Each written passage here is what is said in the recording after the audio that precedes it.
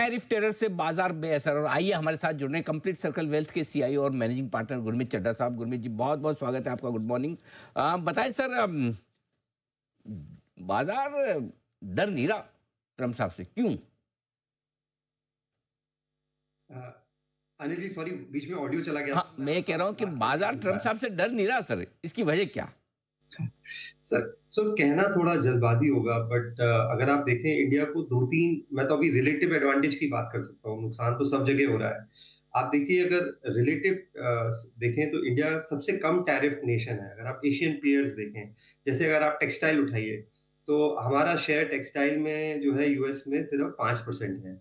China 21% है, Vietnam 20% है, बांग्लादेश 10% है। और इन पे जो टैरिफ लगाया है, चाइना पे 50% के ऊपर है, वियतनाम पे 46% है, बांग्लादेश 35-36% है, थाईलैंड 32-33% है, तो भारत करीबन 25% है। तो रिलेटिव एक आप देखिए थोड़ा सा कम इम्पैक्ट है। आप ऑटो पे आइए, हमारा ऑटो का जो फिनिश्ड व्हीकल है उसमें हमारा जो शेयर है, जो हम एक्सपोर्ट करते हैं वो 0.2-0.3 बिलियन है। ऑटो कंपोनेंट्स में हम 2.5-3 बिलियन डॉलर करते हैं। पर उसमें भी अगर आप कंपेयर करेंगे बाकी नेशन से, तो एवरेज टैरिफ रेट जो है लगभग बराबर है। थोड़ा सा फॉर्जिंग्स में और इंजन पार्ट्स में, जहां पे एल्यूमिनियम स्टील कंपोनेंट्स भी हैं, वहां पे इम्पैक्ट आ सकता है। तो अभी बाजार ये देख रहा है कि रिलेटिवली इम्पैक्ट कम कहाँ है। दूसरा, इंडिया की लार्जली डोमेस्टिक कंजम्पशन मार्केट है। तो हमारा बैंकिंग सेक्टर है, हमारा जो कंज्यूमर डिस्क्रिशनरी सेक्टर है, कुछ हद तक हमारा एफएमसीजी सेक्टर है, वहां पे इम्पैक्ट कम है। और दूसरा, अनिल जी, बाजार अगर आप देखिए पिछले 6 महीने से इंडिया थोड़ा सा डीरेट हो रहा है। पैसा जो है यूएस चाइना जा रहा है। तो थोड़ा कहना जल्दबाजी होगा, बट हाँ रिलेटिवली, क्योंकि इंडिया को एक थोड़ा सा हेड स्टार्ट है। हमारी बायलेटरल डील भी यूएस से शायद अगले 4 से 5-6 महीने में हो सकती है। एक रिलेटिव डिसएडवांटेज है, बट थोड़ा जल्दबाजी होगी ये कहना कि भारत पे बिल्कुल मार्केट पे बिल्कुल असर नहीं। बिल्कुल ठीक बात है। थोड़ा सा कहना जल्दबाजी जरूर है, लेकिन थोड़ा असर भी कम है, क्योंकि दूसरों के मुकाबले में हमारी सिचुएशन बेहतर है। अब सर, बड़ा सवाल है कि बाजार का डायरेक्शन क्या क्या एक बड़ी इवेंट निकलने के बाद बाजार स्टेबल होंगे, या नीचे का खतरा अभी तक टला नहीं? अनिल जी, मुझे लगता है थोड़ा सा वॉलेटिलिटी रहेगी। हालांकि अगर आप प्राइस एक्शन देखेंगे तो ऐसा लग रहा है कि इंडिया एक डेस्टिनेशन के रूप में इमर्ज हो सकता है। क्योंकि जब अब ग्लोबलाइजेशन की जगह रीजनल ट्रीटीज, ये बेसिकली डिसलोकेशन है। तो इसमें कौन बेनिफिट करेगा, ये बाजार अगले 3-4 दिन में फैक्टर इन करेगा। आप जैसे फॉर एग्जांपल, हमने टेक्सटाइल की बात करी। आप देखिए, गोकुलदास और केपीआर मिल्स है, इनका यूएस एक्सपोजर ज्यादा है। मैं एग्जांपल के तौर पे, रिकमेंडेशन नहीं दे रहा हूँ। गोकुलदास का 80% सेल जो है यूएस से। उसमें उनका एक कीनिया यूनिट है जहां से 10% सेल होता है, और कीनिया पे टैरिफ जो है 10% है। तो बाजार अब लेवल 2 लेवल 3 जाएगा, ये देखने की कहाँ पे जो है इम्पैक्ट टैरिफ का मिनिमल है।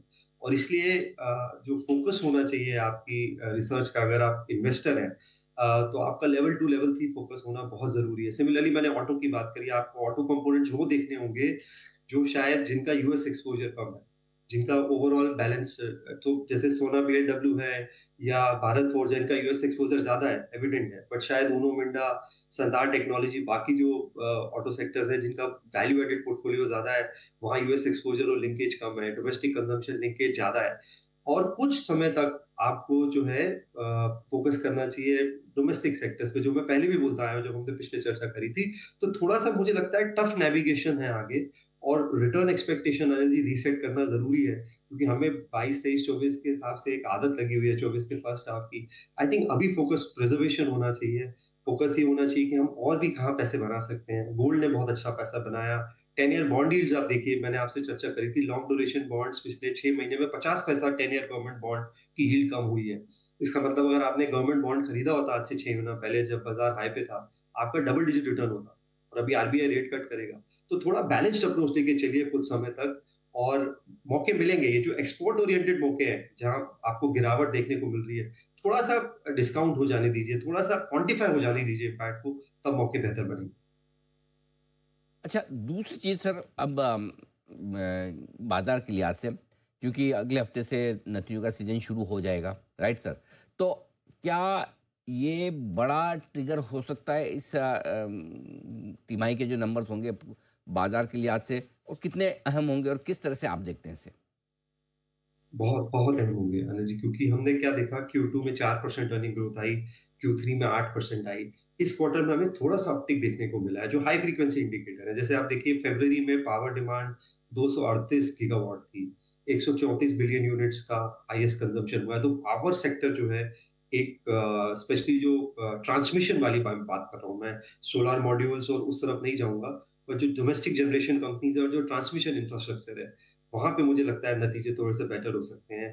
बैंक्स में थोड़ा सा निम प्रेशर आएगा, बट ट्रेजरी इनकम बढ़ेगी क्योंकि बॉन्ड यील्ड नीचे आई है। तो कॉस्ट ऑफ फंड नीचे आए हैं, मार्क टू मार्केट गेन आपको देखने को मिलेगा, तो फाइनेंशियल्स के नतीजे अच्छे हो सकते हैं। Gold based NBFCs with in financials के नतीजे बेहतर बेहतर हो सकते हैं। Domestic travel and tourism play जो है, वाइट गुड्स प्ले है, वहां पे नतीजे थोड़े से अच्छे हो सकते हैं। तो जहां रिजल्ट्स अच्छे रहेंगे, वहां पे ध्यान केंद्रित करिए। अभी शुरू से पोर्टफोलियो का झुकाव वहां रखिए। और 11-12% का अर्निंग ग्रोथ आना बहुत जरूरी है इस क्वार्टर में, क्योंकि हम अभी अराउंड 18 टाइम्स ट्रेड कर रहे हैं अनिल जी। ब्रॉडर निफ्टी की बात करूं, तो अगर अर्निंग ग्रोथ वापस से सिंगल डिजिट आएगा, तो ये लेवल पे भी फिर थ्रेट आएगा मार्केट में। तो अर्निंग मेरे हिसाब से बहुत इंपॉर्टेंट है, और वहां एंकर रहिए जहां पे नियर टर्म अर्निंग ग्रोथ आपको अच्छी दिखती है। तो ठीक बात है। बहुत बहुत धन्यवाद चड्ढा साहब, आपका समय दिया आपने और विस्तार से बाजार के डायरेक्शन और टैरिफ के असर पर आपने हमारे दर्शकों को पूरा अपना मार्गदर्शन दिया। जल्द